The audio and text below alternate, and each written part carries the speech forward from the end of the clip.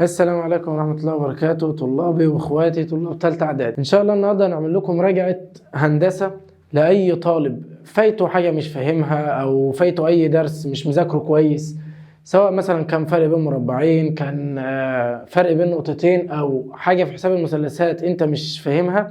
هنراجع النهارده بإذن الله على الهندسة علشان تقدر بعد كده تخش معايا وانت فاهم اي نقطة عندك في الهندسة في اي درس، وتبقى جاهز معانا لحل الامتحانات وحل بنك الأسئلة.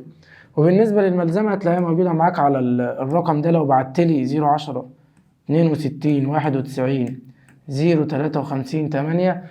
الملزمة مجانية، لو أي حد محتاجها يبعتلي على الواتساب على الرقم ده، وأي حد عايز يحجز أونلاين برضو هيحجز على نفس الرقم بإذن الله.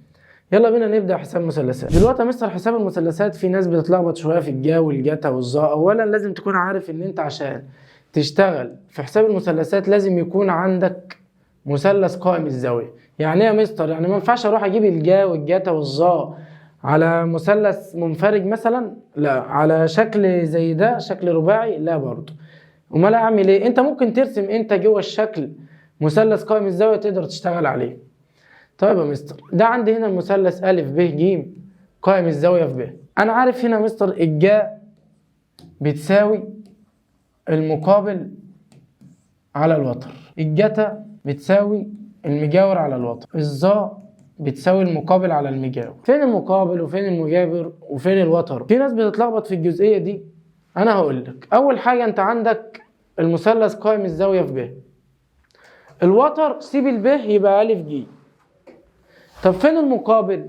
المقابل نفس فكرة الوتر، مقابل الألف سيب الألف يبقى ب ج. طب بالنسبة للمجاور يا مستر، المجاور لو عايز المجاور للألف قول الألف الأول يبقى أ ب، عايز المجاور للجيم ج ب، وتبعد طبعا عن أ ج لأن أ ج ده هو الوتر.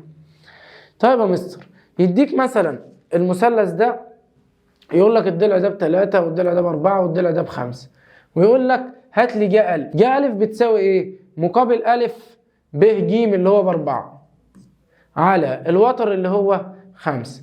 طيب يا مستر، لو هو عايز منك ظا ج، ظا ج مثلا هتساوي الظا المقابل على المجاور. طب فين المقابل؟ مقابل الجيم أ ب، مجاور الجيم ج ب. كده انا جبت ظا ج. وهكذا بقى يطلب منك اي دالة من الدوال المثلثية. بس المسائل الاهم عندي، لان المثلث ده مش هتجيلك عليه مسألة مباشرة كده ويقول لك هات لي جا أ وجا ج وجا ب والكلام ده كله، لا، المسائل بتيجي زي كده. والفكرة دي هتلخص لك الدرس بتاع الفكرتين دول ان شاء الله، هتلخص لك اول درس عندك في حساب المثلثات. ركز معايا كده. هنا في الشكل ده بيقول لك المثلث أ ب ج في أ د عمودي على ب ج، ومدي لك طبعا هنا ده 15 13 9، وبيقول لك اوجد في ابسط صوره قيمه ظا ج أ د زائد ظا ب أ د على يلاوي. كل ده مستر هتاخد المساله واحده واحده وببساطه وتمشي بيها زي ما انا هعلمك كده، هتلاقي الموضوع بسيط جدا وسهل جدا.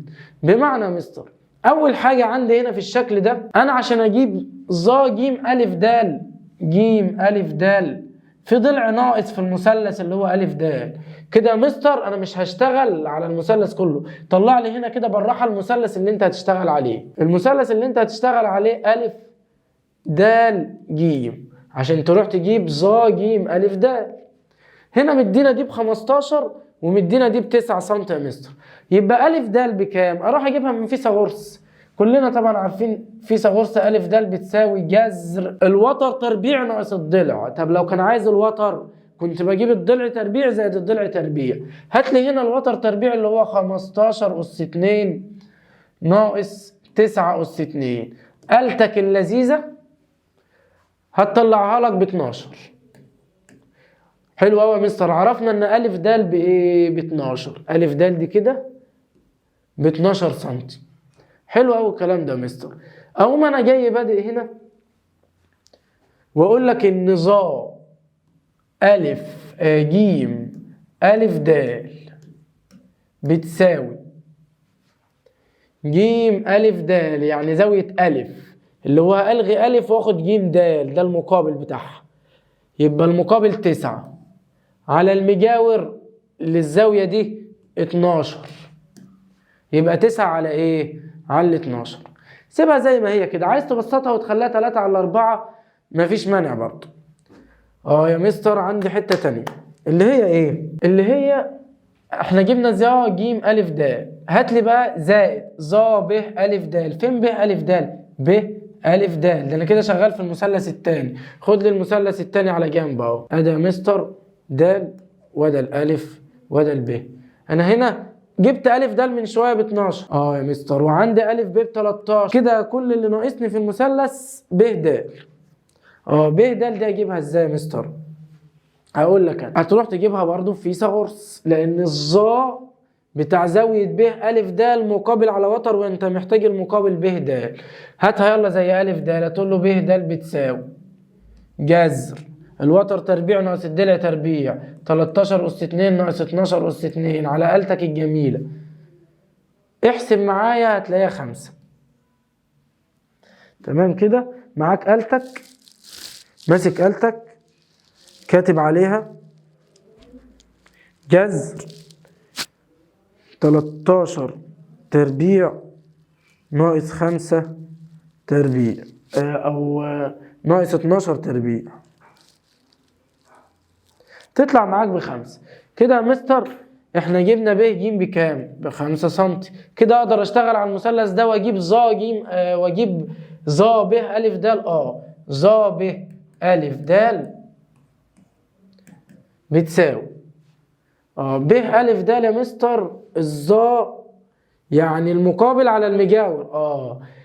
مقابل ب أ د يعني زاوية أ، الزاوية دي في المقابل بتاعها ب د اللي هو 5 على المجاور بتاعها اللي جنبها اهو أ د اللي هو ب 12 سم. جميل يا مستر. طب بص تحت هنا عايز ظا ج أ د. ما هي ج أ د هي لسه جايبها، وهنا في ظا ب أ د اهي.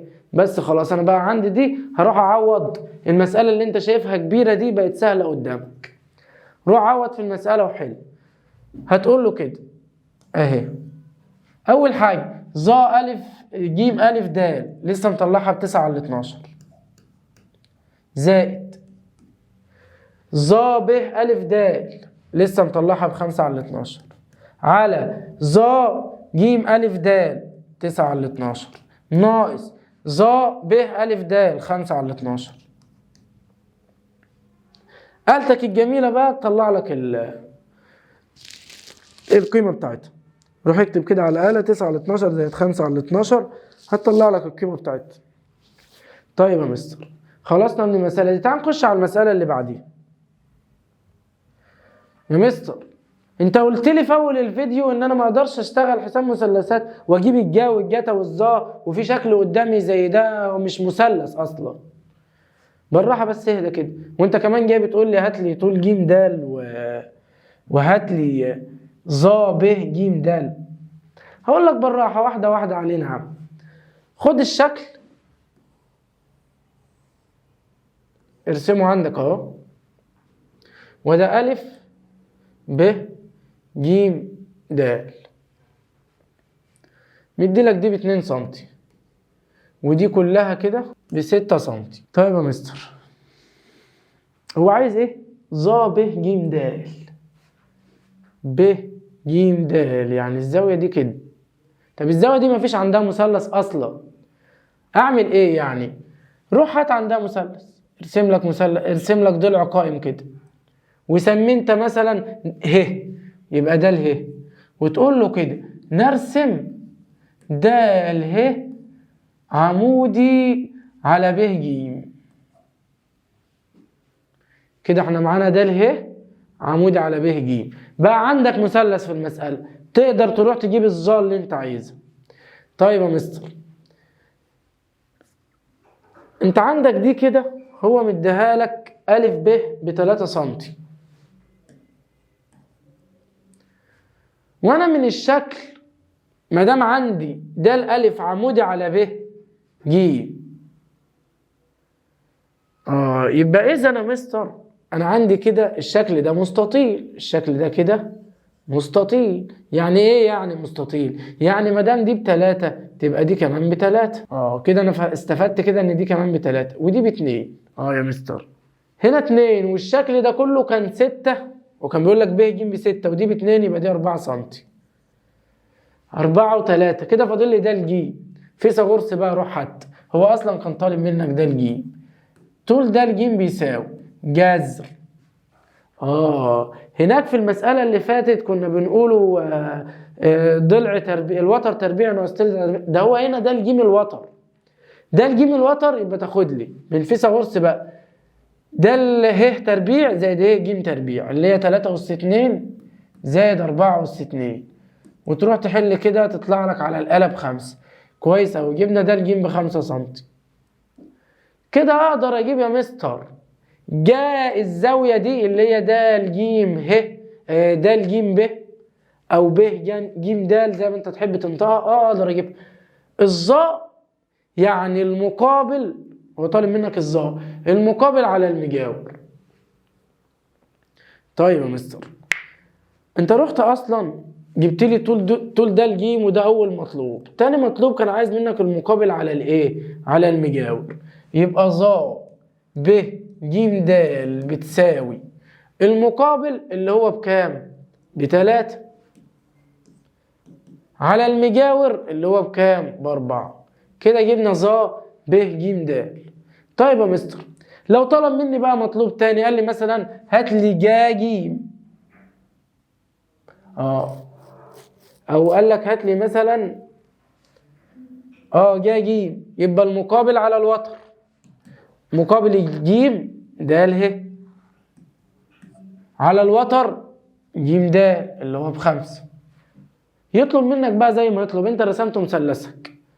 طيب يا مستر، ممكن سؤال تاني يقول لك هات لي ظا ألف جيم د ألف جيم أو ألف جيم ب. ألف جيم يا مستر، ألف جيم يا مستر ب ده يعني الشكل ده ما فيهوش مثلث ألف جيم ب. طب هات لي الشكل تاني كده بالراحة. هنا عندك دي انت جايب دي ب2 ودي ب3 ودي ب5 ودي ب6. أدا ألف ب جيم د. روح ارسم له ألف جيم ب. اعمل له على ألف جيم ب زاوية اهي. بقى عندي الزاوية ألف جيم ب. يا مستر، ده اشتغل عليها ازاي دي يا مستر؟ سهلة أوي. هو الظا أصلا المقابل على المجاور فأنت مش محتاج الوتر ألف جيم في حاجة. يبقى ظا ألف جيم ب هيساوي ايه يا مستر معايا؟ مقابل الألف جيم ب. ألف جيم ب يعني الزاوية دي كده 3 على 6 مقابل على مجاور 3 على 6. يبقى هو كده أنا استفدت يا مستر إن هو مش لازم يروح يديلك مثلث كده على طول، مثلث جاهز تشتغل عليه. هو ممكن يديلك اي شكل، ممكن يديلك مستطيل مربع شبه منحرف وانت بقى يا عزيزي روح اشتغل عليه. حط لك ارسم فيه المثلث حسب مكان الزاويه اللي انت عايزها، ارسم عليها مثلث قائم. طيب يا مستر فهمنا الجزئيه دي. تعال خش معايا كده بعد كده. ايه بيقول لك بدون استخدام الآلة الحاسبة. بدون استخدام الآلة الحاسبة؟ طب اعملها ازاي ده يا مستر؟ هو انا اصلا ممكن استخدم آلة حاسبة؟ ممكن تستخدم آلة حاسبة. بمعنى يعني انت مثلا الجاء اللي هي الساين على الآلة، تتك على الآلة كده تمسك آلتك وهيكون هنا عندنا على الآلة في ساين وكوزاين وتان. الجاء اللي هي الساين، الجتا كوزاين، والتان اللي هي الظا. الظا يعني تان. يعني انا لو عندي زاويه زي دي كده، مثلث ده مثلا كده والزاويه دي مثلا ب40 وانا عايز اجيب جاء الزاويه اللي هي ب40 درجه، بجيبها ازاي؟ بروح اكتب على الاله ساين 40 هي تطلع لك الناتج. طب هنا بيقول لك بدون استخدام الآلة الحاسبة، يعني تفهم من الكلام ده ان انت المفروض تبقى حافظ الدوائر المثلثية. واللي مش عايز يحفظ وده حبيبي وصديقي هتفهم ازاي؟ اقول لك انا ده مثلث 30 60 1 جذر 3 2 ودي زاوية قايمة. والمثلث التاني اللي هو قائم الزاوية يكون فيه الزاوية دي 45 والزاوية دي 45 ودي زاوية قائمة، يكون عندك دي بواحد ودي بواحد ودي بجذر 2. يا مستر افهم منه ايه ده يا مستر؟ هقول لك انا الجا 30 لو فهمت المثلث ده برسمته، لو فهمت المثلث ده كده برسمته انا اقدر اقول لك انت مش هتحتاج تحفظهم. عايز تحفظ احفظ. الجا 30 بتساوي 30 مقابل على وتر 1/2 نص. طيب جتا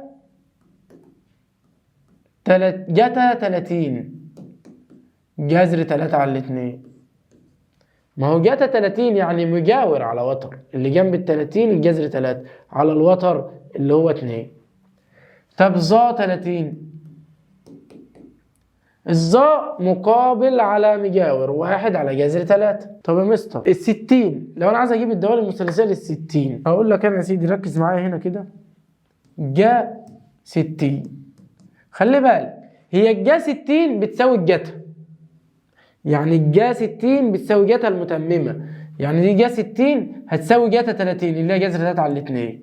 وعايز تجيبها من هنا تعالى كده ادا الجا 60 المقابل جذر 3 على الوتر 2. الجتا 60 هتساوي جتا 60 مجاور على الوتر 1/2. الظا 60 هتساوي ايه يا مستر؟ ادا 60 مقابل على مجاور يعني جذر 3 على 1 اللي هي جذر 3. عندك الدوال المثلثيه دي المفروض انت تكون حافظها. مش حافظها افهم الرسمتين دول هيسهلوا لك الحل كله، هيسهلوا لك المسائل كلها. بمعنى ايه يا مستر؟ تعالى بقى كده حل لي مساله زي دي. هات لي بدون آلة حاسبه جتا تربيع 60 زائد جتا تربيع 30 ناقص ظا تربيع وكمل مسألتك. انا كده عرفت زاويه 30 و60.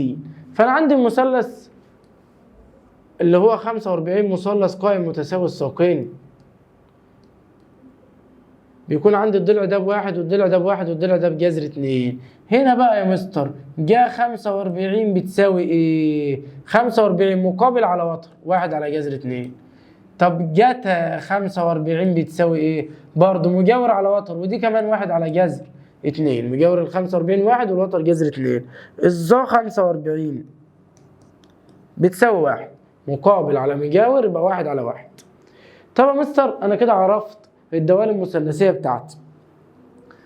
يجي لك سؤال بقى هنا زي ده يقول لك هات لي جتا تربيع 60 زائد جتا تربيع 30 ويكمل معاك السؤال. فانت ببساطه جدا هتروح تعمل ايه؟ اول حاجه جتا تربيع 60 انا عارف ان هي بنص، يبقى نص بس اس 2 عشان هي جتا تربيع، زائد جتا تربيع 30 انا عارف جتا 30 بجذر 3/2 جذر 3/2 الكل اس 2 عشان هي تربيع، ناقص ظا تربيع 45 ظا 45 بواحد. طب تربيع الواحد 1 اكتبه 1 اس 2 لو انت حابب. خد لي المقام يلا. هنا بقول لك جا 60 بجذر 3/2 مفيش هنا تربيع في ظا 60 اصل هي جا 60 ظا 60 يعني جا 60 في ظا 60 يبقى في ظا 60 يا مستر بجذر 3 ناقص جا 30 بنص. طبعا بقى انت المفروض تكون حفظت الحاجات دي، ولو يعني نسيتها ممكن تقدر تستخدم الآلة وتكتب ساين 30 كده على الآلة. اكتب ساين 30 هتطلع لك هي نص. طب يلا بينا نروح نكمل يا مستر. الباقي بقى ده كله شغل حساب بتاع اولى اعدادي وبتاع 6 ابتدائي بس انت وتقدر برضو تعملهم على الآلة. تربيع النص ربع على الآلة كده. تربيع جذر 3/2 3/4 ناقص تربيع الواحد 1. المقام عندك هنا خليه زي ما هو ناقص نص. انت ليه خليته زي ما هو مستر؟ اصل البسط اللي هو ربع زائد 3/4 ناقص 1 لو كتبته على الآلة هيطلع لك كله كده بصفر. هيطلع لك بصفر. وما دام البسط عندي بصفر يبقى المسألة كلها بتساوي ايه؟ صفر. واتحلت كل دي بتساوي صفر. كل دي بتساوي صفر. طب يلا بينا نروح نخش على المسألة اللي بعديها، وهي بتقول لك اثبت ان ظا 60 بتساوي 2 ظا 30 على 1 ناقص ظا تربيع 30. انا هقول لك يا سيدي دي تجيبها ازاي. هقول لك يا سيدي اول حاجة روح هات له الطرف الايمن، اللي هو هي مستر الطرف الايمن ظا 60. ظا 60 بتساوي ايه؟ انا واخد الظا 60 بتساوي جذر 3. جميل. هات لي بقى الطرف الايسر. بيساوي ايه الطرف الايسر؟ الطرف الايسر اللي هو 2 ظا 30 على 1 ناقص ظا تربيع 30. روح عوض بقى من الدوال اللي احنا حفظناها. ظا 30 بتساوي ايه يا مستر؟ الظا 30 ادي الاثنين. الظا 30 بتساوي 1 على 1 على جذر 3. يبقى التاء في 1 على جذر 3 على 1 ناقص ظا تربيع 30. يا مستر ظا تربيع 30. الظا 30 لسه واخدينها فوق بواحد على جذر 3. بس ما تنساش هنا في تربيع. هنا في ايه؟ تربيع. يعني افهز لازم احط التربيع عشان ما تتلخبطش. بس دي ظا 30 حطيت 1 على جذر 3. هنا ظا تربيع 30 حطيت 1 على جذر 3 الكل اس 2. روح حل يلا كده. اضرب البسط ده كده على آلتك الجميلة يطلع لك 2 على جذر 3 على 1 ناقص 1 على جذر 3 الكل اس 2. هيطلع معاك كده. خد لي دي كده 1 ناقص تربيع 1 على جذر 3 اللي هي 1 على 3. 1 ناقص تلت بتساوي تلتين. على آلتك الجميلة روح اكتب لي المقدار ده هيديك جذر ايه؟ 3. الطرف الأيمن بجذر 3 والطرف الأيسر بجذر 3. يبقى إذا الأيمن بيساوي الايه؟ الأيسر. كده الطرفين متساويين. تعال عند اخر سؤال بيقول لك اثبت لي ان ده هنا بيقول لك 3 جا س بتساوي جا 45 جتا 45 زائد. وهو هنا عايز ايه يا مستر؟ عايز قيمة س. بس هي في غلطة بس ما اتكتبتش في المذكرة. عايز قيمة س. اجيب له انا قيمة س ازاي يا مستر؟ تعال خد لي كده الطرف الايسر اللي هو جا 45. انت عندك كده 3 جا س بتساوي جا 45 اللي هي بكام؟ جا 45 بواحد على جذر 2 في جتا 45 اللي هي برضه بواحد على جذر 2 زائد جا 30 اللي هي بنص في جتا 60 اللي هي برضه بنص زائد جتا تربيع 30. جتا تربيع 30. جتا تربيع 30 هي جتا 30 يا مستر بجذر 3 على 2. يبقى جتا تربيع 30 يبقى جذر 3 على 2 الكل أس 2. يلا بينا نروح نحل المقدار ده. هيساوي ايه؟ اضرب لي دول في بعض كده يطلع لك 1 على 2 زائد اضرب لي دول في بعض ربع زائد جذر 3 على 2 الكل أس 2 ب 3 على 4. يبقى احنا كده حلينا هنا نص في نص بربع وحللنا المقدار ده وحللنا المقدار الأخير. طب دول كده كلهم بيساووا ايه يا مستر؟ بيساووا 1 ونص على آلتك الجميلة. ربع وتلات ارباع 1 وده النص. يبقى انا كده عرفت ان 3 جا س بتساوي 1 ونص. كلام جميل يا مستر. 3 جا س بتساوي 1 ونص. مش في 3 هنا قدام جا س بتقسم عليها.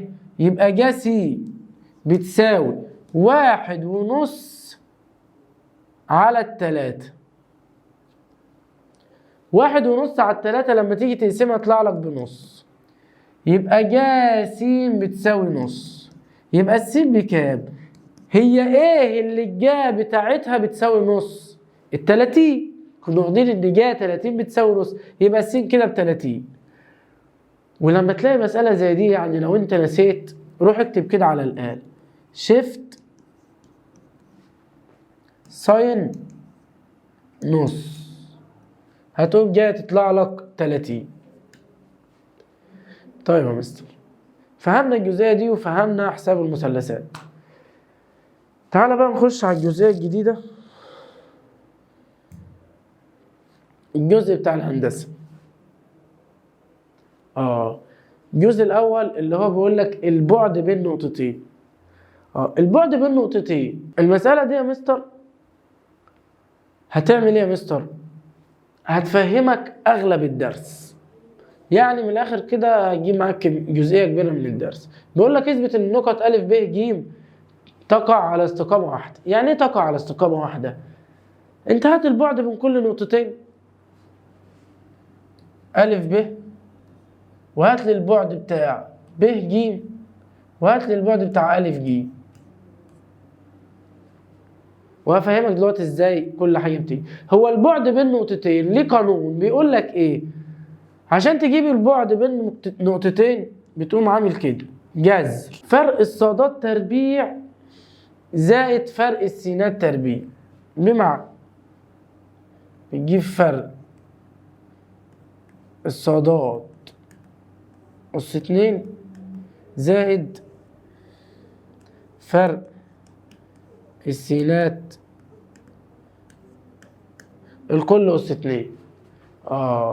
يعني أنا أروح هنا مستر أ ب، هقول بتساوي جذر فرق الصادات أدي النقطتين أ ب، يعني 2 ناقص 5 الكل أس 2 زائد فرق السينات تربيع 1 ناقص سالب 1، 1 ناقص سالب 1 الكل أس 2. يا مستر، طب دي أتعامل معاها ازاي المسألة دي؟ عندك 2 ناقص 5 كله أس 2 ب9 زائد 2 أس 2 هنا ب4، يبقى دي كده بتساوي جذر 13. جميل. هات لي البعد بين نقطتين ب ج زي ما جبت التانية بالظبط، فرق الصادات تربيع زائد فرق السينات تربيع، يبقى سالب 1 ناقص 2 الكل أس 2 زائد فرق السينات تربيع 3 ناقص 1 الكل أس 2. هتطلع معاك برضو جذر 9 دولت كده ب9 زائد 4 3 ناقص 1 الكل أس 2 على التالتة كده يطلع 4، تطلع معاك برضو جذر 13. طب روح هات لي أ ج، البعد بين النقطتين أ ج. قلنا البعد بين النقطتين بجيبه ازاي؟ أدا البعد بين النقطتين أ ج بيساوي جذر فرق الصادات تربيع سالب 1 ناقص 5 الكل أس 2 زائد 3 ناقص سالب 1، 3 ناقص سالب 1 الكل أس 2. هتروح تحل لي دولت كده على الآلة يطلعوا معاك جذر 36 زائد 16، اللي هي كده لما تروح برضو تروح تكتبها لي كده على الآلة في الآخر خالص هتطلع معاك 2 جذر 13. طيب يا مستر، أنا عملت زي ما أنت قلت لي وجبت أ ب وب ج وأ ج، فهمني بقى ازاي الثلاث نقط دي تقع على استقامة واحدة. هو انت لو عندك مستقيم زي ده وكاتب هنا أ والنقطة دي كده ب والنقطة دي ج، هو مش طول أ ب زي طول ب ج بيساوي أ ج كلها على بعضها؟ يا مستر، عشان كده جبت أ ب لوحدها وب ج وأ ج. طب روح اجمع لي كده أ ب زائد ب ج هتلاقيها بتساوي جذر 13 زائد جذر 13 هتساوي 2 جذر 13. ده كده يا مستر فعلا زي ما انت قلت، انا عندي أ ب زائد ب ج بتساوي أ ج اللي هي برضو ب 2 جذر 13. يبقى اذا او بما ان الاول أ ب زائد ب ج بتساوي أ ج بتساوي 2 جذر 13، يبقى إذا يا مستر أ وب وج تقع على استقامة واحدة. وتوتة توتة خلصت حدودة المسألة دي. هنكمل مع بعض. هنا بيقول لي اوجد قيمة س في كل مما يأتي. إذا كان البعد بين نقطتين س و7 وسالب 2 و3 يساوي 5. يعني البعد يا مستر بيساوي 5. هو هنا مش طالب منك البعد، لا ده هنا مديك البعد وعايزك تجيب س. فالبعد هنا بقول لك 5 بتساوي، حط انت بقى القانون بتاع الجذر، فرق الصادات تربيع زائد فرق السينات تربيع. فرق الصادات تربيع مستر يعني 7 ناقص 3 الكل أس 2 زائد فرق السينات تربيع س ناقص 3 الكل أس 2. س ناقص 3 الكل أس 2. يا مستر، طب هنا انا عشان اطير الجذر اعمل ايه؟ ربع الطرفين. عشان تطير الجذر هتربع الطرفين. تربيع الخمسة 25. تمام يا مستر.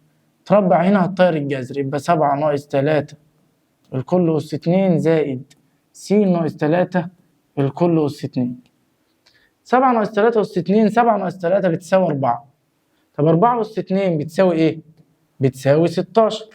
جميل يا مستر. زائد س ناقص 3 الكل أس 2، مش هتعرف تعمل فيها حاجة دي. فأنا هم واخد ال 16 هوديها الجنب التاني بعكس الإشارة تبقى سالب 16. جميل. يبقى هنا 25 ناقص 16 بتساوي س ناقص 3 الكل أس 2. طيب يا مستر، وبعد كده 25 ناقص 16 بتساوي 9. يبقى ال9 بتساوي س ناقص 3 الكل أس 2. طب أنا عايز أطير التربيع أعمل إيه؟ هاخد الجذر التربيعي للطرفين. بس ما تنساش نقطة مهمة، هتاخد الجذر التربيعي للطرفين هيطير هنا التربيع وتبقى دي س ناقص 3. ولما تاخد الجذر التربيعي لل9 تبقى موجب أو سالب 3. وهنا تقسم المسألة نصين. مرة هناخد س ناقص 3 بتساوي 3، ومرة س ناقص 3 بتساوي سالب 3. في الحالة دي هتاخد السالب 3 توديها بعكس الإشارة هنا تبقى موجب 3، ويبقى السين هتساوي معاك 3 زائد 3، وهنا السين هتساوي 6. طيب يا مستر، أما بالنسبة للمسألة دي خد لي السالب 3 وديها بعكس الإشارة تبقى موجب 3، تبقى موجب 3. يبقى السين هنا يا مستر هتساوي 0، لأن سالب 3 زائد 3 تدي لك 0. ويبقى السين عندك هنا مجموعة الحل بتساوي 6 أو بتساوي 0. يلا بينا نروح نكمل حل في بقية المسائل. اللي بعد بيقول لك بين نوع المثلث الذي رؤوسه أ 6 و0 ب 2 وسالب 4 ج سالب 4 و2. يعني ايه يا مستر بين نوع المثلث؟ من حيث زواياه. يعني المثلث ده مثلا قائم الزاوية، حادي الزوايا، منفرج الزاوية. طيب يا مستر، دي هعرفها ازاي؟ أول حاجة لازم تجيب البعد بين النقطتين أ وب وب وج وأ وج. بمعنى إن أنت عندك المثلث مثلا هنا أ ب ج، قد يكون مثلث حاد، قد يكون قائم، وقد يكون منفرج. فأنت هتجيب أضلاعه الأول كلها وبعد كده هنعرف نوع المثلث. أول حاجة روح هات لي أ ب. أ ب هتساوي معاك إيه يا مستر؟ روح هات لي البعد بين النقطتين فرق جذر فرق الصادات تربيع زائد فرق السينات تربيع. يبقى سالب 4 ناقص 0 الكل أس 2 زائد فرق السينات تربيع 2 ناقص 6 الكل أس 2. 2 ناقص 6 الكل أس 2. تروح تحلها كده هيقول لك دي فيها 16، يبقى جذر 16 زائد 2 ناقص 6 الكل أس 2 برضه جذر 16. طب 16 جذر 16 زائد جذر 16 اللي هي بتساوي يا مستر جذر 32. جميل. تعال نروح نخش على النقطة اللي بعدها اللي هي ب ج. اجيب ب ج، ده ب ج يا مستر. النقطة ب عندك 2 وسالب 4 جذر فرق الصادات تربيع 2 ناقص سالب 4 2 ناقص سالب 4 الكل أس 2 وتاخد سالب، احنا خدنا 2 ناقص سالب 4 ويبقى سالب 4 ناقص 2 زائد سالب 4 ناقص 2 الكل أس 2. روح لها يلا كده معاك على آلتك الحاسبة. 2 ناقص سالب 4 كله أس 2 36 زائد سالب 4 ناقص 2 كله أس 2 36 هتساوي معاك جذر 72. جميل يا مستر. فاضل لك هتجيب، احنا جبنا أ ب وب ج، نجيب بقى أ ج. ألف ج يا مستر هتساوي إيه معايا؟ ألف ج أدي النقطة ألف 6 و0 والنقطة ج سالب 4 و2، هات فرق الصادات تربيع زائد فرق السينات تربيع، 2 ناقص 0 2 ناقص 0 الكل أس 2 زائد فرق السينات تربيع، يبقى سالب 4 ناقص 6 الكل أس 2، سالب 4 ناقص 6 الكل أس 2. أنت روح حلها على آلتك كده هتطلع معاك 104 جذر 104. جميل. دلوقتي احنا المثلثات عندنا 3 أنواع، يا قائم يا حاد يا منفرد. المثلث القائم بيكون عندك تربيع الضلع الكبير وليكن أ ب مثلا بيساوي تربيع الضلعين التانيين اللي هو أ ج زائد ب ج. طب يا مستر ده مثلث قائم. طب لو كان المثلث منفرج، لو كان المثلث منفرج هتكون أ ب تربيع أكبر. طب لو كان المثلث حاد هتكون أ ب تربيع أصغر من أ ج تربيع زائد ب ج تربيع. طب احنا عندنا هنا يا مستر تعال نشوفوا يلا مثلث قائم ولا حاد ولا منفرد. خد لي الضلعين الصغيرين اللي هو واحد طلع معانا هنا جذر 32 والتاني طلع معانا جذر 72. طيب يا مستر خد لي كده جذر 32 زائد جذر 72، بس خد ده تربيع وده تربيع، هيساوي معاك كام؟ هيساوي معاك 104. يا مستر على آلتك كده. طب خد لي أ ج تربيع، أ ج تربيع جذر 104 الكل أس 2، هتطلع معاك كام؟ هتطلع برضه 104. إيه ده يا مستر؟ ده طلعت أ ب تربيع زائد ب ج تربيع طلعت بتساوي أ ج تربيع، يبقى أنت كده المثلث بتاعك مثلث قائم الزاوية. تعال نروح للمسألة اللي بعدها، بيقول لك أ ب ج د شكل رباعي فيه أ ب في أ ب2 و3 ب بسالب 3 و0 ج بسالب 7 و5 د بسالب 2 و4. شكل رباعي اهو. هفهم انا من شكل رباعي ان هو هيطلع معايا مثلا مربع، هيطلع معايا مستطيل، يطلع بقى زي ما يطلع. ده هنا بيقول لك اثبت ان الشكل مربع. يعني ايه اثبت ان الشكل مربع يا مستر؟ من خواص المربع ان جميع اضلاعه متساويه. يجي واحد يقول لي ماشي يا مستر، طب ما هو ممكن يكون معين، لان المعين كمان جميع اضلاعه متساويه. هاجي هنا اقول لك ايه الفرق بين المربع والمعين؟ لو جيت خدت المربع هتلاقي جميع اضلاعه متساويه، وضيف على كده ان اقطاره كمان متساويه. يعني أ ب ج د هتلاقي أ ب بتساوي ب ج بتساوي ج د بتساوي أ د، وأ ج بتساوي ب د. جميل يا مستر، يعني أقطاره متساوية وأضلاعه متساوية. أما المعين إحنا عارفين إن أقطار المعين غير متساوية. يعني أنا هنا يا مستر هروح أجيب أ ب أول حاجة، بعد كده أجيب ب ج وج د بالظبط كده زي ما حلينا المسألة اللي فاتت بالظبط. يلا نروح نكمل. أ ب تربيع خد لي جذر، يلا بينا. 0 ناقص 4 الكل أس 2 زائد سالب 3 ناقص 2 الكل أس 2، سالب 3 ناقص 2 الكل أس 2. وروح حلها لي كده على آلتك الحاسبة تطلع معاك ده 16 وهنا 25 جذر 16 زائد 25 يعني 41، يطلع معاك جذر 41. طيب روح هات لي النقطة التانية اللي هي ب ج. ب ج يا مستر هتساوي معانا ايه؟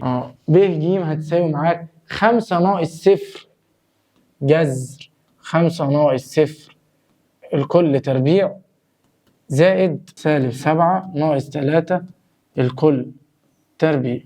روح ربعهم لي كده يا مستر هتساوي معاك 5 ناقص 0 كله أس 2 هتدي لك 25.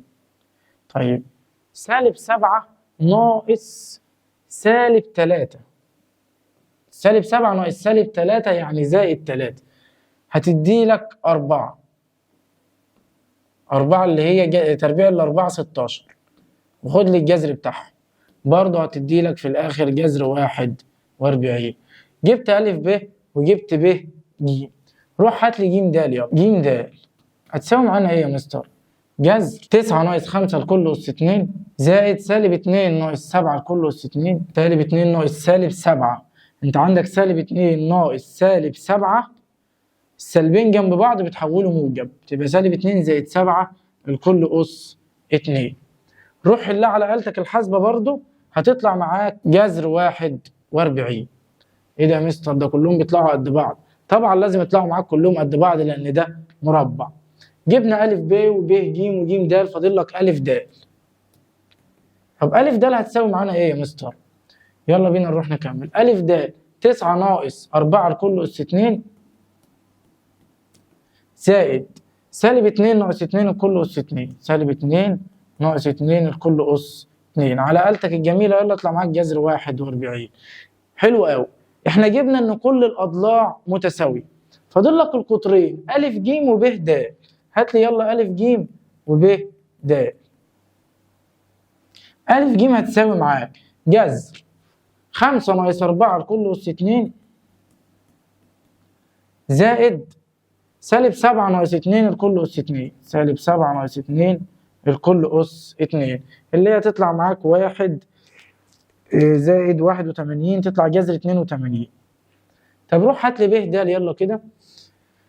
ب د 9 ناقص 0 لكل أس 2 زائد سالب 2 ناقص 3 ناقص سالب 3 كل أس 2، سالب 2 ناقص سالب تحول معاك لزائد، زائد 3 لكل أس 2 على آلتك تطلع معاك جذر 82. يا مستر كده انا عندي الاربع اضلاع متساويه، أ ب طلعت بتساوي ب ج بتساوي ج د بتساوي أ د. جميل. طيب وعندي كمان القطرين طلعوا بيساووا بعض، ده جذر 82 وده جذر 82، يبقى اذا الشكل أ ب ج د مربع. جميل يا مستر. يلا بينا نروح نكمل. تاني حاجه بيقول لك اوجد مساحه سطح الشكل. بسيطة، مربع، مساحة المربع طول الضلع في نفسه. هو الضلع عندك هنا كام؟ جذر 41. أي ضلع فيهم كلهم طلعوا معاك بجذر 41، يبقى المساحة هتساوي معاك إيه؟ جذر 41 في جذر 41 تساوي معاك 41 سنتيمتر مربع أو وحدة مربعة. يعني أنا مش محدد لك سنتيمتر ولا متر ولا محدد لك أي حاجة. يلا بينا نروح نكمل كده يا مستر. السؤال اللي بعده س 10 إذا كانت ج منتصف أ ب. ده سؤال بقى مختلف عن الأسئلة التانية اللي هي نقطة المنتصف. بيقول لك ج منتصف أ ب حيث أ س و3 وب س 6 و5 وج 4 وص، وعايز س وص. سؤال جميل جدا. أول حاجة هتروح تقول له كده أنا عندي الخط أهو مثلا وده أ ب أو ج هي لنقطة المنتصف، يبقى أ وهنا ج وهنا ب. النقطة المنتصف اللي هي ج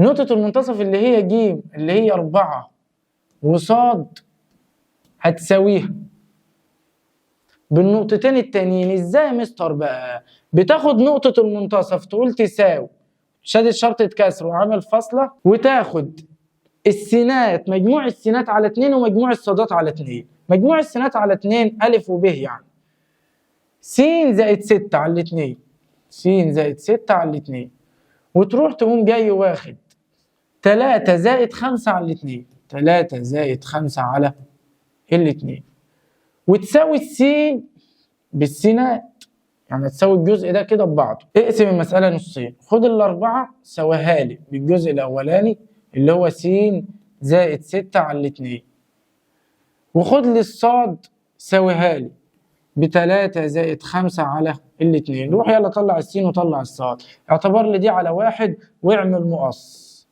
يبقى 4 في 2 ب8 بتساوي 1 في س زائد 6 س زائد 6، ودي ال6 بعكس الإشارة تبقى سالب 6، يبقى 8 ناقص 6 2. هنا الس بتساوي 2. طب الصاد، يلا الصاد دي اعتبرها على الواحد واعمل مقص. 1 في 3 زائد 5 ب8، ما هو 3 زائد 5 8، 1 في 8 ب8، 2 في صاد ب2 صاد. إذا كان 2 صاد ب8 يبقى صاد عندك بكام؟ ب4.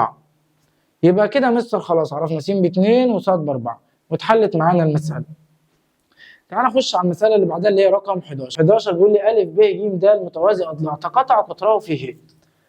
النقطة أ 3 وسالب 1 ب 6 و2 ج 1 و7، عايز إحداثي النقطتين ه ود. روح ارسم يلا كده متوازي أضلاع. متوازي الأضلاع بتاعك أهو أ ب ج د. النقطة ألف هنا كان مديها لنا 3 وسالب 1. بالنسبة للنقطة ب مديها لنا 6 و2. النقطة ج 1 و7. جميل. بيقول لي تقاطع قطراه في النقطة ه. يبقى أنت تروح ترسم له كده اهي القطرين بتوعه. ادي القطرين عندك في النقطة اهي. النقطة هي يا مستر أنا هروح أفرضها له س وص. أنا هبدأ بإيه الأول؟ إشمعنى يا مستر أبدأ بإيه الأول؟ عشان أنت لو بدأت بالنقطة د فالمستقيم ب د ما فيهوش غير نقطة واحدة اللي هي ب، فمش هتعرف تجيب النقطتين التانيين. هروح أبدأ بالمستقيم أ ج عشان أنا عندي أ وعندي ج وناقصني ه بس.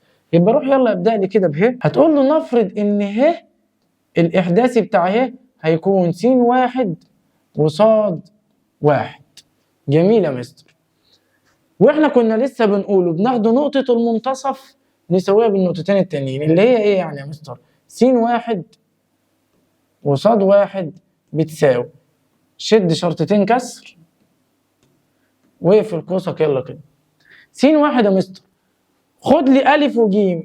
س 1 زائد س 2 على الاتنين، مجموع السينات على 2 3 زائد 1 على الاتنين، والصادات سالب 1 زائد 7 على الاتنين، سالب 1 زائد 7 على الاتنين. وروح كده سوي لي السينات ببعضها. يبقى س 1 هتساوي 3 زائد 1 4 4 على الاتنين فيها الاتنين. طب يا مستر الصاد 1 هتساوي الجزء الثاني، صاد 1 هيساوي الجزء الثاني، سالب 1 زائد 7 فيها الست، 6 على الاتنين فيها التلاتة، يبقى صاد 1 بتساوي ايه؟ 3. يبقى كده يا مستر عندي النقطة اهي أصبحت بتساوي 2 و3. جميل. جبنا النقطة اهي معاك 2 و3. كده يا مستر أقدر أجيب النقطة د لأن أنت عندك ب وه فمش ناقصك هنا غير د بس. أجيب د إزاي؟ إحنا كنا بنقول بنساوي المنتصف. يعني إيه يا مستر؟ يعني ما ينفعش أروح أقول د بتساوي زي ما جبنا هنا نقطة ه اللي هي س 1 وص 1، لا أنت شغال على نقطة المنتصف. بمعنى أنت هتروح الأول نفرض أن النقطة د هتبقى س 2 وص 2. جميل. خد المنتصف اللي هو ه اللي هو 2 و3 هيساوي السينات على 2 والصادات على 2. اجمع لي السينات يلا. 6 زائد ايه؟ الدالة انا لسه فارضها معاك س 2 وص 2 يبقى 6 زائد س 2 على الاتنين، والصادات 2 زائد ص 2 على الاتنين. جميل يا مستر. كنا بنقول بناخد الجزء الأول نساويه بالجزء الأول. يبقى اقسم لي المسألة كده نصين. 2 بتساوي 6 زائد س 2 على الاتنين. الاتنين دي تعتبرها طبعا 2 على الواحد واعمل مقص. يبقى 2 في 2 ب4 بتساوي 1 في 6 زائد س 2 بتساوي 6 زائد س 2. ودي الستة بعكس الإشارة تبقى سالب 6.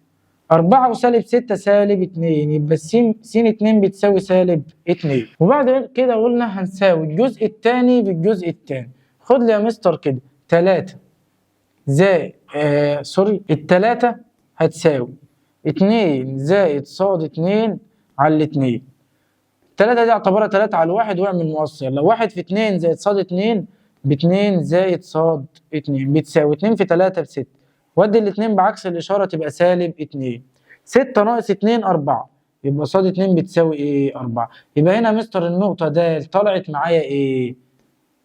طلعت معاك الس 2 طلعت سالب 2 والص 2 طلعت 4.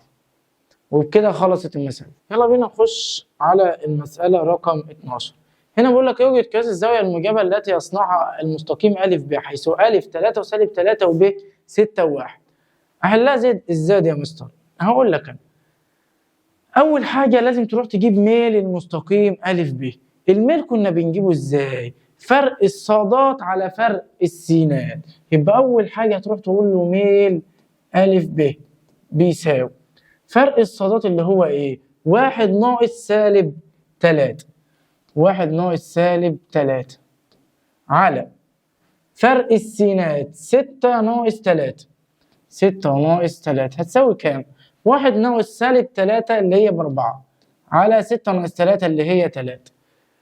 طيب ميل الزاوية في الاتجاه الموجب بجيبها ازاي؟ احنا كنا واخدين قانون ان ميل أ ب بيساوي الظا. ازاي يعني يا مستر؟ يعني من الاخر الزاوية عشان تروح تجيبها هتقول له كده ان ظا ه هيساوي ظا ه هيساوي الزاوية يعني اللي هو عايزها 4 على 3. طيب يا مستر اجيب الزاوية ازاي؟ كنت بقول لك روح اكتب كده على الآلة شيفت تان 4 على 3 تطلع معاك بكام؟ هتمسك آلتك اهي هتكتب معاك كده على الآلة شيفت تان 4 على 3 تطلع معاك رقم 10. تقوم جاي من التك يساوي كومات تطلع معاك 53 درجة و7 دقايق و48 ثانية. كده عرفنا الزاوية بتاعتنا طلعت بكام. يبقى الزاوية بتاعتنا طلعت معانا 53 درجة و7 دقايق. مش لازم تكتب الثواني عادي يعني. يلا بينا نروح نكمل على المسألة اللي بعدها. بيقول لك ايه؟ السؤال رقم 13 إذا كان ميل المستقيم أ س ناقص ص زائد 3 بيساوي 0 يساوي 2. الميل بيساوي 2. اوجد قيمة أ. هنا عايز قيمة ايه؟ أ. اجيب له قيمة أ ازاي يا مستر؟ هقول لك انا الميل لما يكون مديك المعادلة، لو كانت المعادلة بالشكل ده مثلا 2 س زائد 3 ص ناقص 5 بتساوي 0 بتجيب سالب معامل س على معامل ص يبقى سالب 2 على 3. طيب يا مستر طب لو كانت بالشكل ده احنا قلنا دي كده هتبقى سالب 2 على 3. طب لو كانت 2 س زائد 3 وحطيت لك هنا مثلا بقول لك ص بتساوي، هنا بقى ما بتجيبش سالب بتقول معامل س على معامل ص على طول يبقى 2 على الواحد لأن معامل الصاد هنا ايه؟ 1. طب بالنسبة للمسألة دي يا مستر هنا بيقول لك أ س ناقص ص. خد لي الميل اللي هو بيقول لك الميل يساوي 2 يبقى اللي 2 بتساوي الميل بتاع المستقيم سالب معامل س يبقى سالب أ على معامل ص اللي هو سالب 1. مفيش حاجة هنا عند ص اعتبر دي 1 يبقى على سالب 1. يطير السالب مع السالب يبقى الألف هنا هتساوي ايه؟ 2. يلا بينا نروح للمسألة اللي بعدها اللي هي رقم 14. هنا بيقول لك اثبت ان النقط أ سالب 1 و5 ب 1 و2 أ سالب 1 و5 ب سالب 1 و2. بس قبل ما نبدأ المسألة دي هقول لك ان الألف سالب 1 و5 ب هنا بيقول لك 1 و2. المسألة مكتوبة فيها غلطة بس هي تبقى 1 و1. الجيم 2 وسالب 1. الجيم اللي هي 2 وسالب 1 اثبت انها تقع على استقامة واحدة. يعني ايه تقع على استقامة واحدة يا مستر؟ يعني ده مستقيم مثلا اهو وهنفترض ان النقطة دي أ والنقطة دي ب والنقطة دي ج. لو خدت لي أ ب على بعض لوحدها كده وخدت لي ب ج لوحدها هو مش ميل المستقيم ده نفس الميل في نفس الاتجاه؟ يعني انا مستر لما اقول لي اثبت ان نقط أ ب ج على استقامة واحدة اروح اثبت له ان ميل أ ب بيساوي ميل ب ج.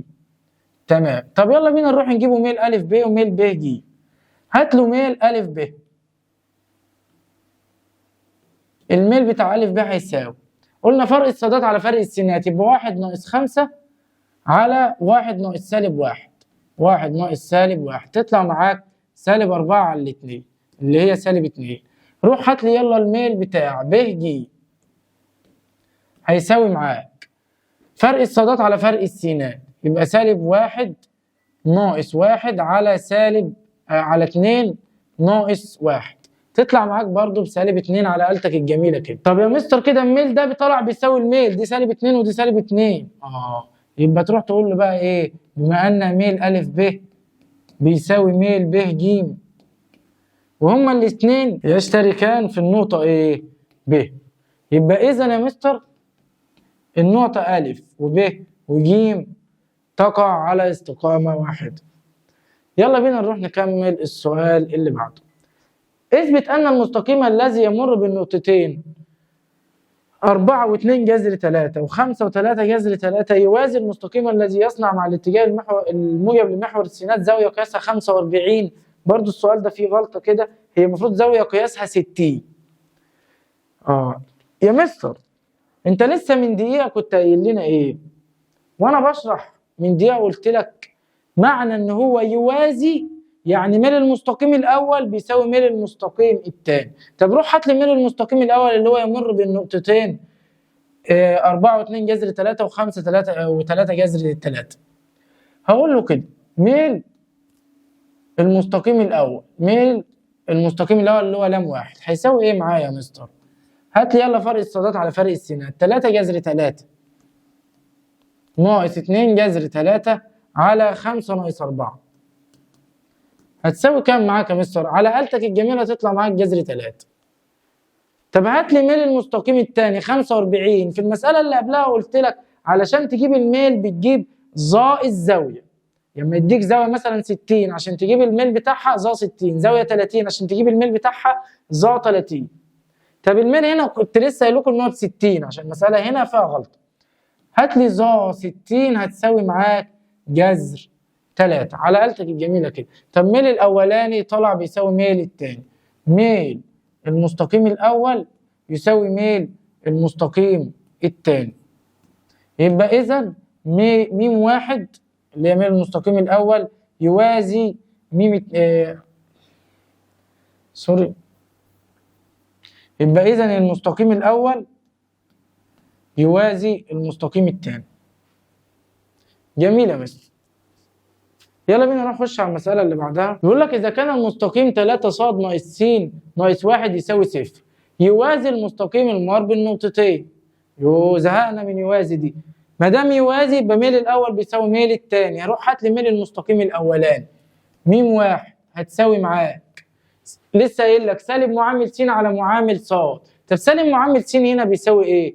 هي س سالبة، سالب السالب 1 عشان السين أصلا بسالب 1 صح كده؟ وانت بتقول سالب معامل س على معامل ص اللي هو 3 تديك يا مستر 1 على 3. طب روح هات لي ميل المستقيم الثاني اللي هو يمر بالنقطتين سالب 1 و3 وكاف و4. الميل لما بيديني النقطتين قلنا بنجيبه فرق الصادات على فرق السينات. يبقى م 2 هيساوي معاك 3 ناقص 4 على سالب 1 ناقص كاف. سالب 1 ناقص ايه؟ كاف هيساوي 3 ناقص 4 يا مستر اللي هي سالب 1 على سالب 1 ناقص كاف. جميل. احنا مش قلنا المستقيم الأول يوازي المستقيم الثاني؟ يبقى إذا ميل المستقيم الأول بيساوي ميل المستقيم الثاني. ميل المستقيم الأول اللي هو تلت هيساوي ميل المستقيم الثاني اللي هو سالب 1 على سالب 1 ناقص كاف. روح اعمل مقص واشتغل يلا. سالب 1 في سالب 1 ناقص كاف يديك سالب 1 ناقص كاف بتساوي 3 في سالب 1 بسالب 3. ودي السالب 1 بعكس الإشارة يبقى موجب 1. يبقى سالب كاف بتساوي سالب 3 زائد 1. يبقى سالب كاف يا مستر بيساوي سالب 2. يطير السالب مع السالب يتبقى لك الكاف بتساوي كام؟ 2. مسألة سهلة جدا ولذيذة جدا جدا جدا. تعال نخش بقى على المسألة اللي بعدها. زهقت من مستقيمان متوازيان؟ خد بقى مستقيمان متعامدان. يعني ايه مستقيمان متعامدان؟ يعني ميل الأول في ميل الثاني بيساوي سالب 1. بمعنى هتلاقي مثلا ميل الأول بيساوي 1 على 5 وميل الثاني بيساوي سالب 5. خد لي ميل الأول اضربه لي على آلتك في ميل الثاني هيطلع لك الإجابة سالب 1. يبقى إذا المستقيم الأول عمودي على المستقيم الثاني. جميل. تعال ناخد المسألة كده معانا. بيقول لك إذا كان المستقيمان 3 س الاثنين معادلات. حلو قوي. قلنا المعادلة عشان أجيب الميل سالب معامل س على معامل ص. يبقى ميل المستقيم الأول هيساوي معاك سالب معامل س سالب 3 على معامل ص ك. خد لي المستقيم الثاني سالب معامل س على معامل ص، يبقى سالب 3 على سالب 1. ميل المستقيم الثاني بيساوي سالب 3 على سالب 1. قلنا المستقيمان متعامدان، يعني ميل الأول في ميل الثاني بيديك سالب 1. جميل. خد لي ميل الأول اللي هو سالب 1 على ك في ميل الثاني اللي هو سالب 3 على سالب 1 بتساوي، المفروض يساوي سالب 1.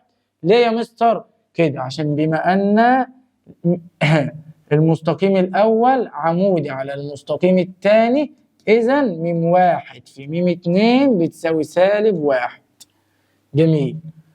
اضرب لي يلا في الضرب، عارفين الكلام ده طبعا من أولى إعدادي، بسط في بسط مقام في مقام. سالب 1 في سالب 3 ب3 على كف سالب 1 بسالب ك، كل ده بيساوي سالب 1. هنا دي كأنها على 1 واعمل مقص يلا. 3 في 1 ب3 بتساوي سالب كف سالب 1 بكاف، يبقى الكاف هنا طلعت بكام؟ ب3. خلصت المسألة، يلا بينا نخش على المسألة اللي بعدها. بيقول لك إذا كانت النقط س وص وع هي رؤوس مثلث قائم، الزاوية في ص، اوجد قيمة ص ومساحة سطح المثلث س ص ع. جميل. أول حاجة روح هات له قيمة ص. بيقول لك إيه؟ مثلث قائم الزاوية. يبقى أنت الأول روح ارسم له مثلث قائم الزاوية. يعني إيه يا مستر مثلث قائم الزاوية؟ هقول لك أنا. س ص ع قائم الزاوية في ص، أدا ص وأدا س وأدا ع. مثلث قائم الزاوية يا مستر يعني المستقيم س ص عمودي على ص ع. يعني ايه مستقيم س؟ يعني ميل س ص في ميل ص ع هيساوي معاك سالب 1 شبه المسألة اللي فاتت. روح يلا هات له الميل بتاع س ص هيساوي معاك كام؟ هنا نقط فرق الصادات على فرق السينات، 3 ناقص سالب 1 على 2 ناقص سالب 1 تطلع معاك 4 على 3. طب روح هات لي ميل المستقيم العمودي عليه اللي هو ص ع.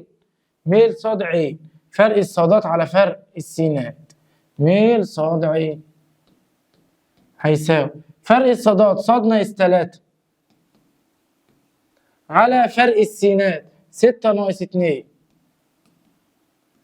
هتساوي، يبقى ص ناقص 3 على 4. جميل يا مستر. قلنا كده ميل الأول في ميل الثاني بيساوي سالب 1. ميل الأول اللي هو 4 على 3 في ميل الثاني اللي هو ص ناقص 3 على 4 بيساوي سالب 1. بسط في بسط مقام في مقام، 4 في ص ناقص 3 ب4 ص ناقص 12 على 3 في 4 ب12. كل ده المفروض يساوي معاك سالب 1. يعتبر دي على الواحد يلا واعمل مقص. سالب 1 في 12 بسالب 12. 1 في 4 ص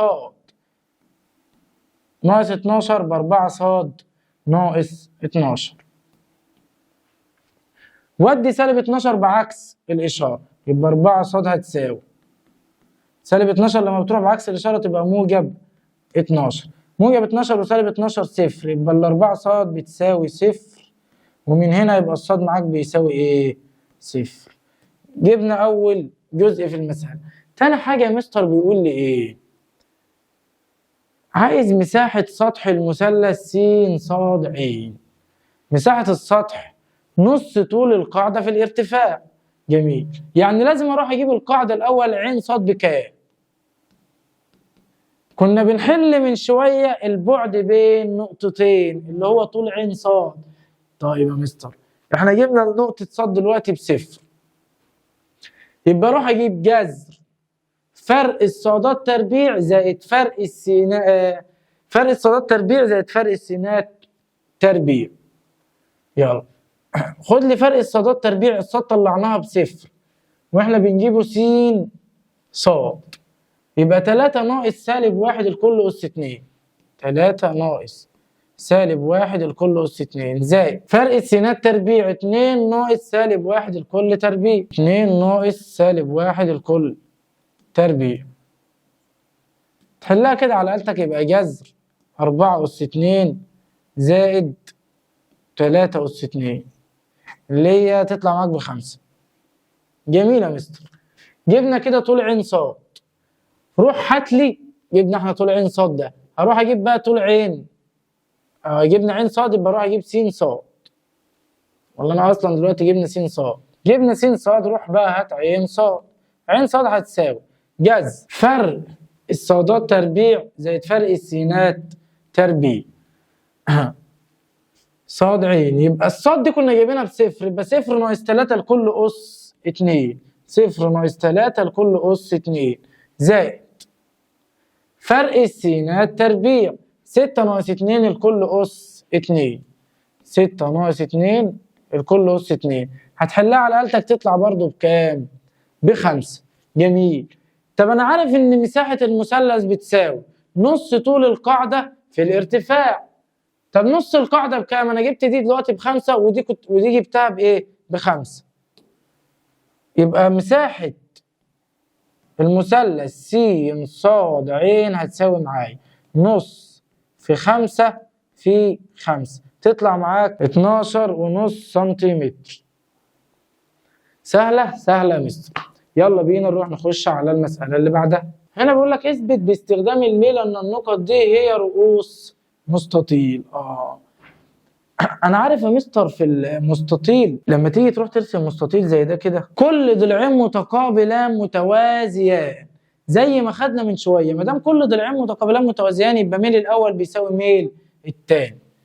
أ ب ج د. واحد يقول لي يا مستر ما هو ممكن يطلع معين أو يطلع متوازي مستطيلات مثلا. هقول لك ماشي. إيه الفرق بقى بين المعين ومتوازي المستطيلات والمستطيل؟ إن المستطيل الزاوية بتاعته قائمة.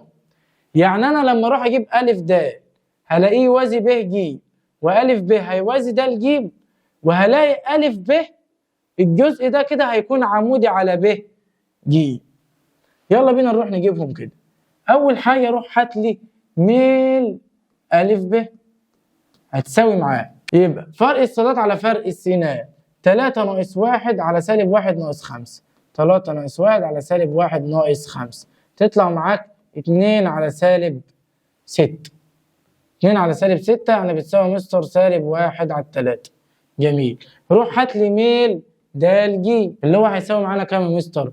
د ج فرق الصادات على فرق السينات 4 ناقص 6 على 6 ناقص 0 هتساوي معاك. روح برضو حلها كده بآلتك تطلع معاك 2 سالب 1 على 3.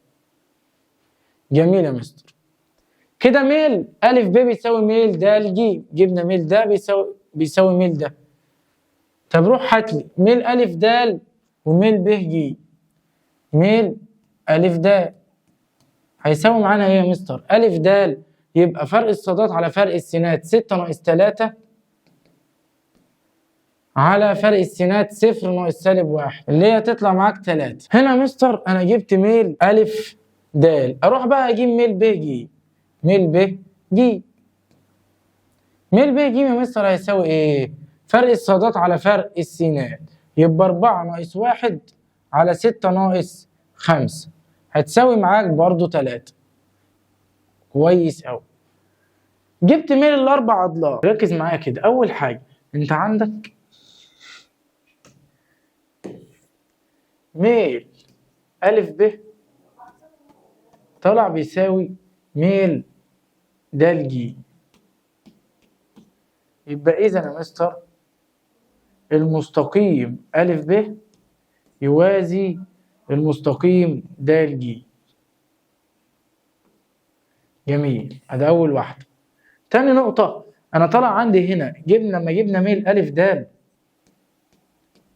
طلع بيساوي ميل ب ج. يبقى اذا المستقيم أ د او الضلع أ د يوازي ب ج. فاضل لك النقطه الثالثه علشان تثبت ان ده مستطيل اللي هي ايه يا مستر؟ ان أ ب يكون عمودي على ب ج. طب يعني ايه يا مستر عمودي؟ عمودي يعني ميل المستقيم الأول في ميل المستقيم الثاني بيساوي -1. طب روح هات لي كده يا مستر ميل ده الجيم مثلا في ميل المستقيم ألف د. خدنا ميل ده الجيم في ميل ألف د هيساوي 3 في -1 على 3 على أتلت تطلع لك -1.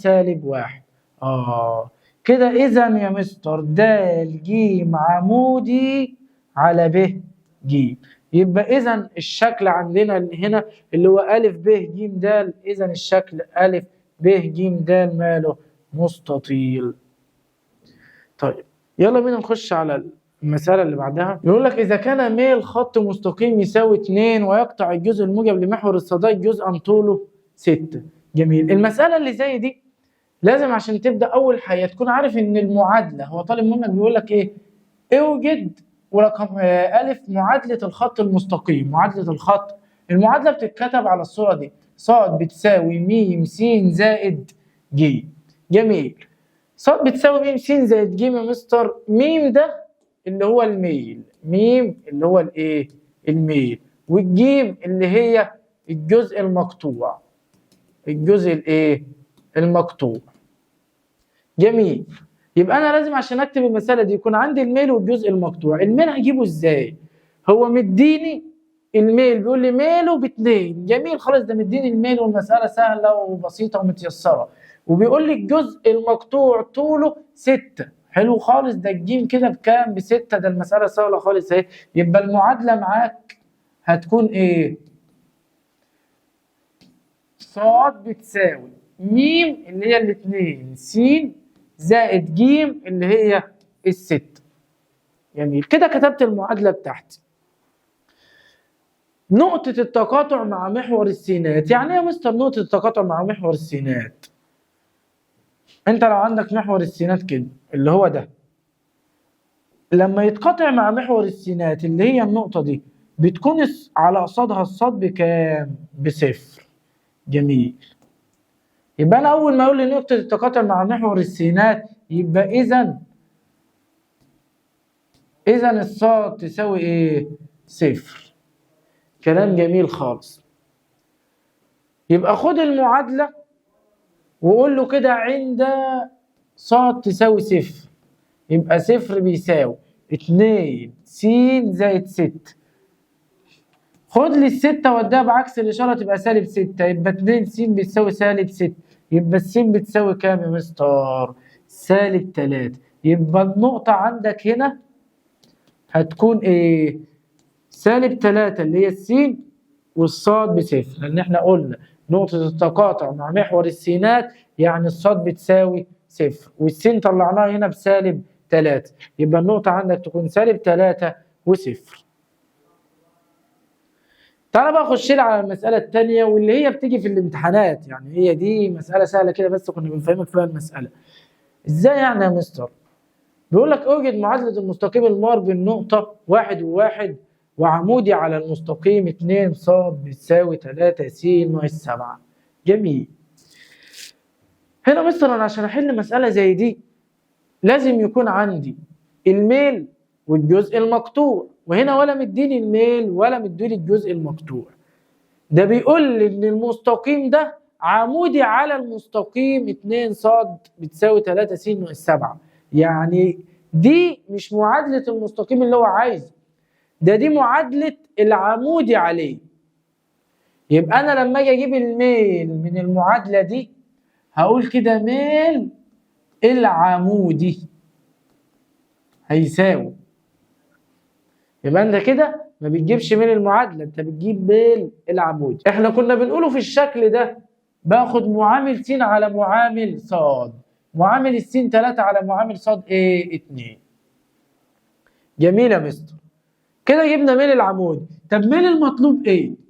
ميل المطلوب كده، ميل المستقيم المطلوب اللي انت هتحل بيه. ميل المستقيم المطلوب هيكون ايه يا مستر؟ بص كده اقلب وغير الاشاره. اقلب وغير الاشاره. يعني ايه يعني يا مستر؟ هي 3 على 2 خليها لي 2 على 3 وغير اشارتها، هي موجب خليها لي سالب. يبقى كده الميم طلعتها عندي بتساوي ايه؟ الميم عندي طلعت بسالب 2 على 3. كلام جميل يا مستر. كده فاضل لي الجزء المقطوع. لما تحب تجيب الجزء المقطوع هتقول له الجيم بتساوي صاد ناقص ميم س. صاد ناقص ميم س. مين الصاد ومين السين؟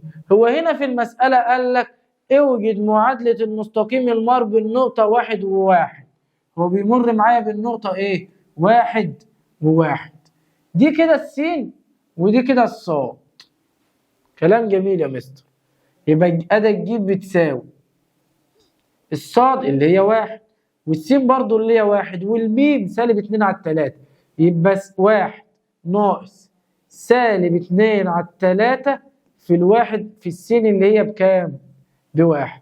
احسب لي الجيم كده يا مستر تطلع معاك كام؟ 1 ناقص سالب 2 على 3 هتساوي معاك كده 1 وتلتين.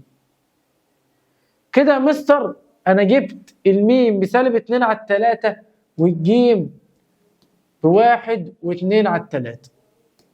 اعرف اكتب المعادله؟ ما دام جبت لي الاثنين دولت كده خلاص انت كده تعرف تجيب المعادله. اجيب المعادله ازاي؟ كنا بنقول صاد بتساوي م س زائد ج. يبقى الصاد هتساوي ميم اللي انا جبتها بكام؟ بسالب 2 على 3 س زائد الجيم يا مستر اللي انا كنت جايبها بكام؟ بواحد و2 على 3. كده يا مستر انا جبت المعادله بتاعتي اهي. صاد بتساوي سالب 2 على 3 س زائد 1 و2 على 3. جميل. يلا بينا نخش على المسألة اللي بعدها. بيقول لك أ ب ج مثلث فيه أ 1 و2 وب 5 وسالب 2 وج 3 و4 د في المنتصف رسم س ه يوازي ب ج. روح يا مستر رسم لنا كده المثلث وارسم لنا المسألة علشان نفهم. حضرتك لما يجي لك مسألة زي دي ويقول لك أ ب ج مثلث فيه، روح راسم مثلث الأول عشان تعرف تحل المسألة. جميل. بعد كده بيقول لك رسم د ه يوازي ب ج. طب أدا أ ب ج ورسم د ه يوازي ب ج. جميل. النقطة أ عندي 1 و2 والنقطة ب عندي 5 وسالب 2 والنقطة ج 3 و4. طب هو عايز إيه؟ معادلة المستقيم د ه. مسألة جميلة جدا جدا ومحتاجة طالب واعي وفاهم المسألة. معادلة المستقيم د ه يعني ميل د ه. طب ميل د ه يا مستر أجيبه منين؟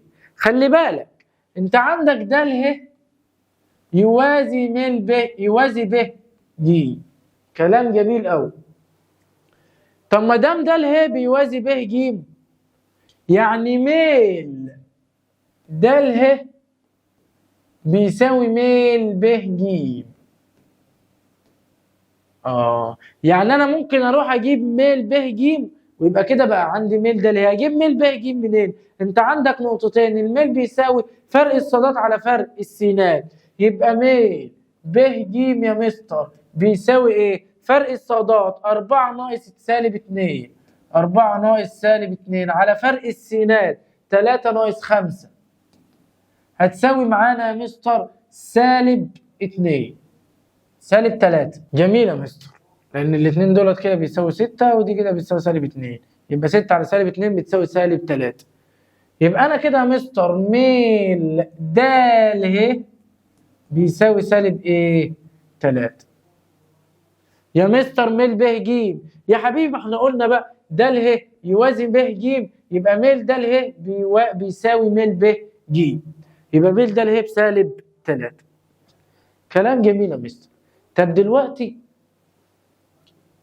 انت جبت لي الميل، لازم لي اجيب الجيم بتساوي ايه عشان اعرف اكتب المعادلة بتاعتي. اجيب الجيم ازاي؟ لازم يكون عندك شبه المسألة اللي فاتت. كنا بنقول عشان تجيب الجيم بيديلك المستقيم يمر بالنقطة 1 و1، فروحنا جبنا الحل بتاع المسألة.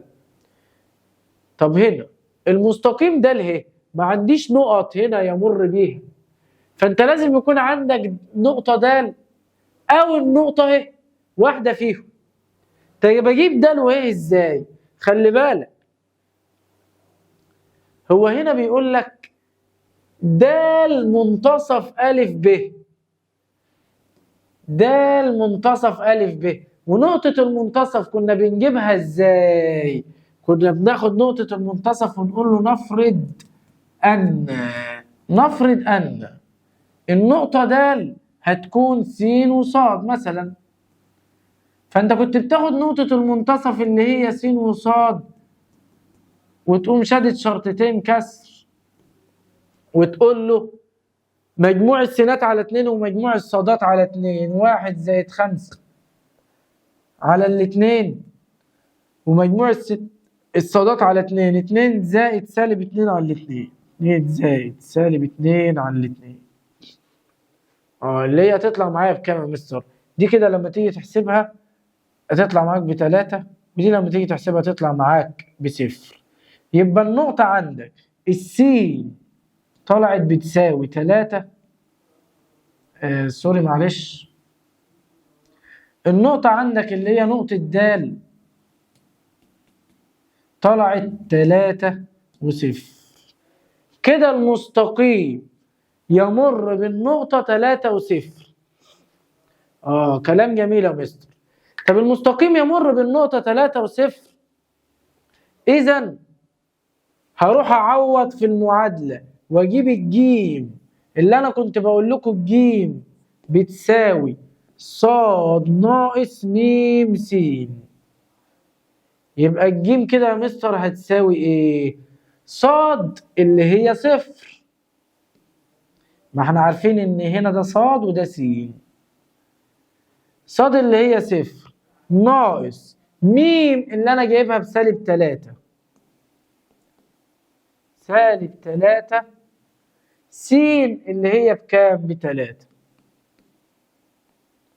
اللي هي لما تروح تيجي تحسبها كده بالآلة تطلع معاك ب9. يبقى أنا كده يا مستر جبت الميل بسالب 3 والجيم ب9. يبقى المعادلة عندي اللي أنا بكتبها على صورة ص بتساوي م س زائد ج، هتبقى ص بتساوي م اللي أنا جبتها بسالب 3 س زائد ج اللي أنا جبتها ب9. وتوتة توتة خلصت حدوتتنا مع الهندسة. جميل يا مستر. كده أنا شرحت لك تقريبا كل الأفكار وكل الدروس اللي فاتتك في الهندسة، فأنت كده جاهز إن أنت تحل امتحان، تبدأ بقى تاخد أفكار، وإن شاء الله بإذن الله هنزل لكم فيديوهات هيكون فيها حل المحافظات، وبإذن الله هنزل لكم برضو فيديوهات يكون فيها بنك أسئلة ومراجعة ليلة الامتحانات. هنحط بقى أفكار كتير وأفكار مختلفة عن المسائل دي، ولكن أنت طلعت من المسألة دي أي درس فايتك، أي درس أنت ما كنتش فاهمه، لو ركزت هنا كويس في الفيديوهات دي هتفهمه، وإن شاء الله تطمن معانا هتخش ثانوية عامة وأنت مرتاح وحاطط رجل على رجل. تعالوا بقى اشربوا نسكافيه معايا.